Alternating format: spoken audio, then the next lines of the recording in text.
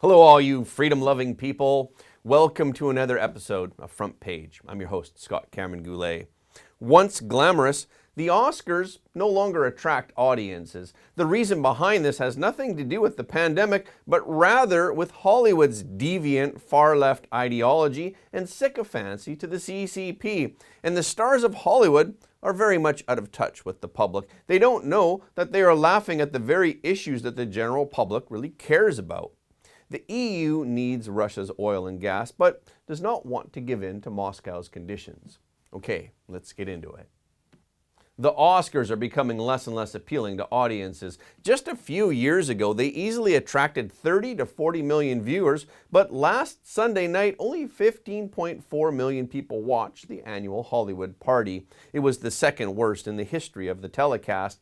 There was an unexpected event at this year's award ceremony. Actor Will Smith slapped comedian Chris Rock over a joke as Rock was presenting an award.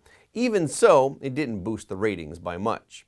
This has to do with the decline in the moral standard in Hollywood. Normal is abnormal in the eyes of Hollywood. Variant behavior is instead recognized and promoted. For example, at Sunday's ceremony, they openly spoke out against Florida's law protecting underage children from being groomed in the classroom. Co-host and comedian Wanda Sykes said, "We're going to have a great night tonight," then added, "and for the people in Florida, we're going to have a gay night." The organizer of the Oscars, the Academy of Motion Picture Arts and Sciences, launched a new program called Aperture 2025, which requires producers to submit a summation of the race, gender, sexual orientation, and disability status of their movie's cast and crew. There must be enough black or other minorities, gays or lesbians, and people with disabilities in the cast and crew of the film to be nominated for Best Picture. This requirement begins in 2024. Such eyebrow-raising programs are not universally accepted even in left-leaning Hollywood. Los Angeles Magazine published an interview regarding Aperture 2025. Critics complain that there's a lot to worry about when you're making a movie, and now you have to concern yourself with the sexual orientation of cast and crew and find out if they have mental problems. But that is personal, and some people don't want to disclose that. For example, to meet the criteria of screen presentation, theme, and narrative, one of the following three criteria must be met. Number one, at least one of the main or significant supporting cast members must be a minority. Number two, the number of minorities in other supporting roles must be at least 30% of the total cast of the film and must be from two different ethnicities. Number three, the main narrative must revolve around the minority group. One industry insider scoffed, why aren't animals in this? Adding, what if the main character is a horse? One filmmaker added that the new standards present a challenge to creativity and that a creator may not be able to tell the story that he really wants to tell. Some industry insiders say it's too late to talk about changing the Oscars, and the 2025 plan could be the last straw that kills the award show altogether. Another reason that Hollywood is tanking is that it's trying too hard to please the Chinese Communist Party. With $1.98 billion in 2020, China officially surpassed North America to become the world's highest grossing film market for the first time. Hollywood's desire for the Chinese market is not surprising. According to Ming Han Shu, deputy director of the Taiwan Film Critics Association, Hollywood tries to change movie scripts in order for films to be released in China. For example, Doctor Strange changed the original comic book from a male Tibetan sorcerer to a female Celt in order to avoid the CCP's Tibetan taboo. In addition, Hollywood is also tailoring its films to include Chinese actors or making Chinese or Asian themes such as Mulan and touting China in its films. The CCP also has a need for Hollywood. It wants the technology and talent from Hollywood, as well as the cultural influence that Hollywood has, but that doesn't mean that Hollywood gets access to the Chinese market.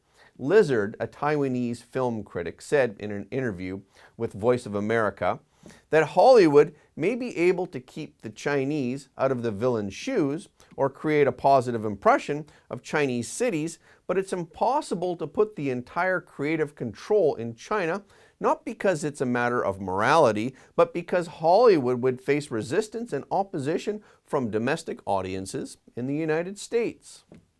But the CCP is not friendly to Hollywood. Once again this year, the CCP announced that it would not broadcast the Oscars, and that included Hong Kong. This is the second year in a row that the CCP has refused to broadcast the Oscars ceremony. Hollywood has been compromising with the CCP in order to win the Chinese market. However, the CCP has too many conditions, and every year there's a new situation that Hollywood can't defend itself against. It was thought that the reason that the CCP did not broadcast the ceremony last year was related to the short listing of Do Not Split, which is a documentary about Hong Kong's anti-Chinese struggle, and the short listing of Nomadland, which won the Oscar for Best Director Chloe Zhao last year. Because of Zhao's earlier comments that China is a place full of lies, the CCP was concerned that the Oscars may show some unfavorable comments about China. This year, the CCP did not broadcast the Oscars for the second time. Analysts say it's probably related to the Oscar nomination of the Best Documentary Film, Ascension. The film is an unflinching critique of the Chinese dream as it reveals the disparity between the rich and the poor in China. The Russian-Ukraine war is also a factor. The CCP has been pro-Russian since the beginning of the war. The US and most EU governments support Ukraine. In the Oscar tradition, movie stars speak out on current events at the ceremony, and the American and European film markets are unanimous in their resistance to Russia's invasion of Ukraine. These statements may not be in line with the CCP's, so it's not happy about it. The CCP has a variety of political landmines that can blow up in your face if you're not careful. Hollywood actor Keanu Reeves had his films and TV shows taken down by Chinese streaming platforms after he angered Chinese fans by attending a concert hosted by Tibet House earlier this month. The movie Toy Story 4, which he did the voiceover for, was not affected, but his name has disappeared from the cast list. Perhaps another reason that the CCP did not broadcast the Oscars is that Xi Jinping is interested in reducing the influence of Western culture on China's youth.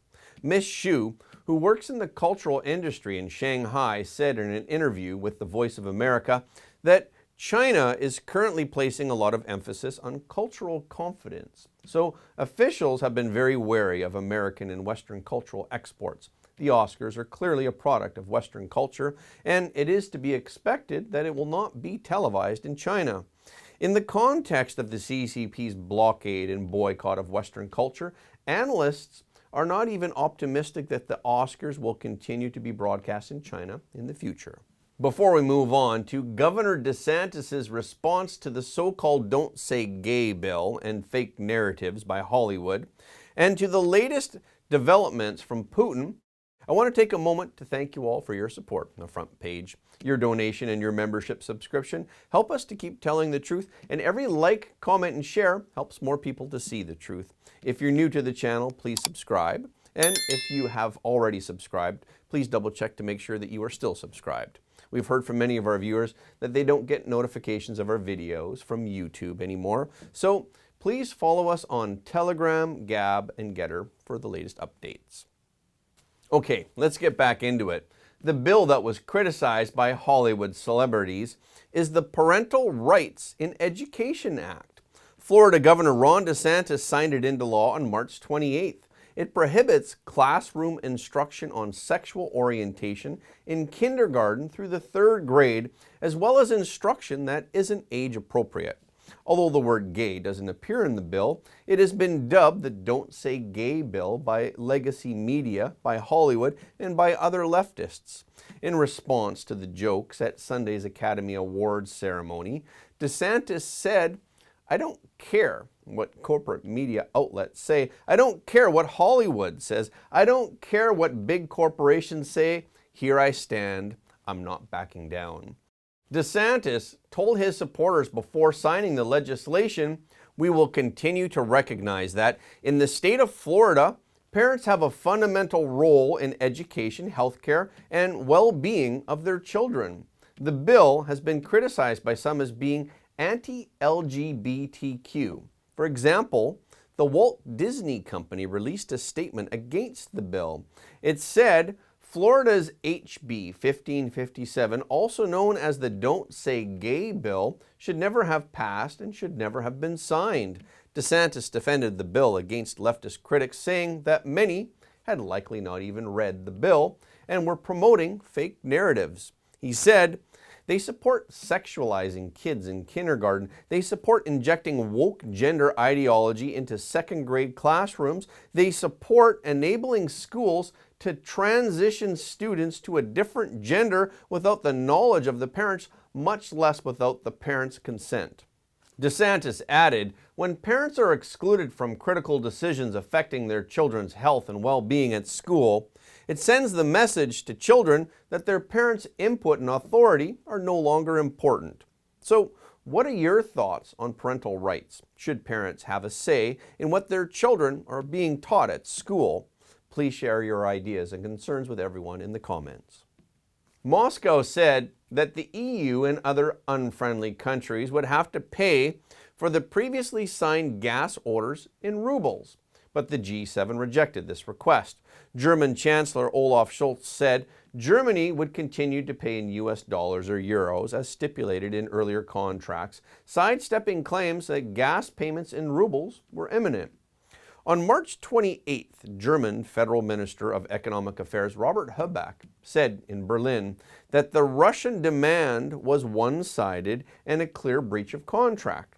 He said that means that payment in rubles is unacceptable, and we urge the companies concerned not to comply with Putin's demands. According to Habeck, the G7 countries are unanimous in their answer on this issue. Poland, Lithuania, and other countries have also refused to pay for Russian gas in rubles.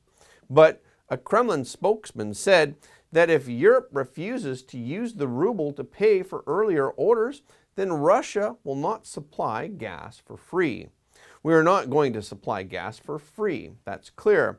Kremlin spokesman Dmitry Peskov said, in our situation, it's almost impossible and inappropriate to do charity with European customers. The news at one point moved the price of natural gas up 30%. It's not possible for the EU to completely break away from its dependence on Russian energy just yet. And even if the US were to send natural gas to Europe, it would only meet a portion of the demand. So why is Europe refusing to rethink its green energy policy of the past decades? We will discuss this in detail on our membership site. Talking about our membership site, I want to add that if you like what you see here on our YouTube show, you will love our membership site. I'm sure many of you have already seen it, but for those who have not seen it, here's the trailer. Our front page membership website has been up and running since January 20th, 2021, and this is where we share more in-depth analysis of the news. I want to thank everyone who has been a part of our membership website. We love you and we couldn't do this show without you. Your dedication to our membership site ensures that we will continue to bring you the same great coverage. The membership website is our safe place. We post every single episode of Front Page there without any ads. So even if YouTube takes down the video, it will stay on our membership website. But what's really special about our membership site is that we have exclusive, in-depth content that is not uploaded anywhere else. Many of you have commented on how much you enjoy Front Page because we do not add any fluff and we tell the truth just how it really is. Our membership videos go one step further. It's the same Front Page style that you know and love, and we analyze deep, complex issues in a calm, rational, and inspiring manner. Becoming a Front Page member will not only keep you informed, but will also help support our mission. So please join us on frontpageshow.com. Okay, this is our show for today. Thank you so much for tuning in. If you like what you heard, please don't forget to like and subscribe and to share this video with your friends and family, because everybody deserves to know the truth. Again, thank you for watching Front Page, and we will see you next time.